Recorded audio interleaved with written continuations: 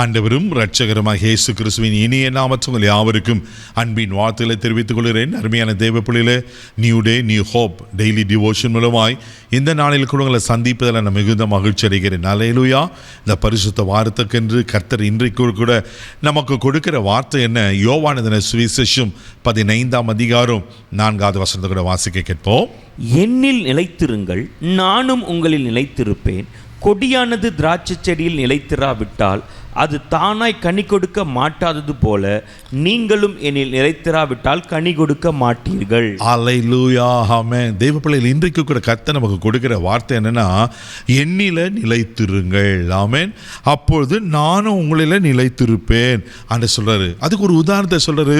கொடியானது திராட்சை செடியில நிலைத்தராவிட்டால் தானாய் கனி கொடுக்க மாட்டாது போல நீங்களும் என்னில நிலைத்தராவிட்டா கனி கொடுக்க மாட்டீர்கள். தேவ பிள்ளைகளே, ஆண்டவர் இந்த உலகத்துக்கு வந்து தன் ஜீவனை கொடுத்தார்.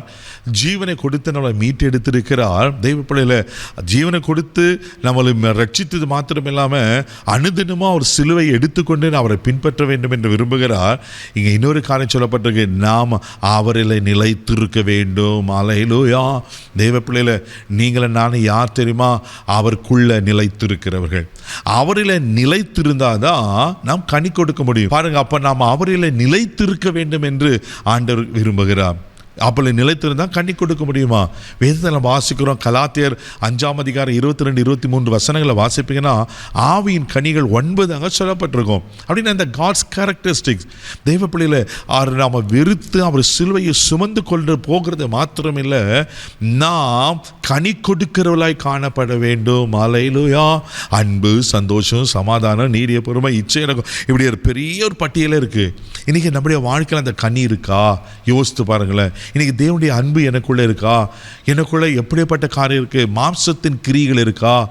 தெய்வ பிள்ளையில பொறாமை, இச்சை, கொலை பாதகம், இப்படி தவறான காரியங்கள், மாம்சத்தின் கிரிகள் இருக்கா? இன்னைக்கு அந்த மாம்சத்தின் கிரிகளிலிருந்து நம்மளை விடுபடுக்கும்படி, நம்மளை மீட்டெடுக்கும்படிக்கு ஆண்டவர் உலகத்துக்கு வந்து தன் ஜீவனை கொடுத்து இன்னைக்கு நம்ம கனி கொடுக்கிறவர்களாய் ஆண்டவர் எதிர்பார்க்கிறார். ஆமே. எந்த ஒரு நம்ம நேச்சராக ஒரு செடியை வச்சோம்னா அது வளர்ந்து பூ பூத்து காய்த்து கனி கொடுக்க வேண்டும் தானே எதிர்பார்க்குறோம். இன்றைக்கி நான் ஆண்டவர் பிள்ளை என்று சொல்லிட்டு ஆண்டவர் எனக்காக ஜீவனை கொடுத்தாரு, நான் அவர் சிலுவையை சுமந்து செல்கிறேன்னு சொல்வேன்னா அது என் வாழ்க்கையில் காண்பிக்கணும் அல்லவா? இன்றைக்கி நான் கனி கொடுக்கிறலா இருக்கிறோமா? தெய்வ பிள்ளைகள் யோசித்து பாருங்கள். இன்றைக்கி நமக்குள்ள அந்த அன்பின் கனி இருக்கா? இன்றைக்கி பரிசுத்த கனி இருக்கா? இன்றைக்கி ஆமென் ஆண்டவர் எதிர்பார்க்குற நற்குணாதிசயங்கள் நமக்குள்ளே காணப்படுகிறதா? நான் யாரையும் குறை சொல்ல வரல.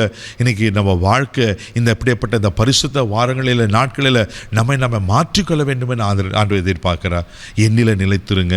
நாம் அவருக்குள்ளே நிலைத்திருக்கிறோமா? யோசித்து பாருங்க. அதே யோவான் எழுதின சுவிசேஷம் 8ஆம் அதிகாரம் 31ஆம் வசனம் கூட வாசிக்கும் போது இப்படியா சொல்லப்பட்டிருக்கு. வாசிக்க கேட்போம். இயேசு தம்மை விசுவாசித்த யூதர்களை நோக்கி, நீங்கள் என் உபதேசத்தில் நிலைத்திருந்தால் மெய்யாகவே என் சீஷர்களாய் இருப்பீர்கள். ஆமென். பாருங்க, ஏன் உபதேசத்தில் நிலைத்திருந்தால் ஆண்டவர் எவ்வளோ காரியங்கள் நம்ம கற்றுக் கொடுத்துருக்கிறார் அல்லவா?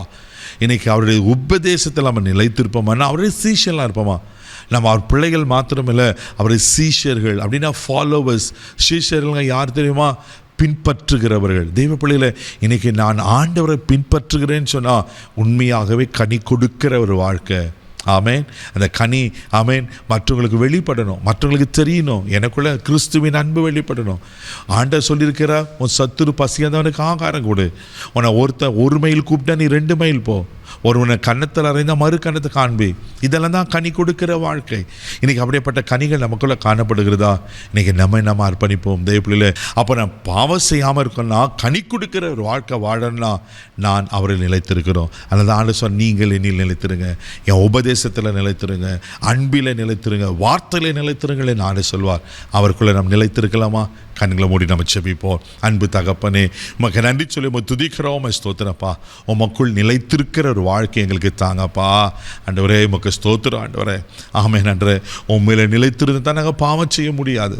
ஆண்டவரே உமக்கு ஸ்தோத்திரம். ஆண்டவரே நாங்கள் பாவம் செய்தோம் காண முடியாது, உங்கள் பிள்ளையாக வாழ முடியாது. ஆண்டவரே எங்களுக்கு இரக்கம் பாராட்டுங்க.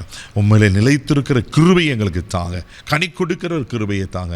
இந்த நாள் முழுதும் கரம் எடுத்து நடத்தும் ஆசீர்வதியும் இயேசுவின் மூலம் ஜெபம் கேளும் பிதாவே. ஆமென்.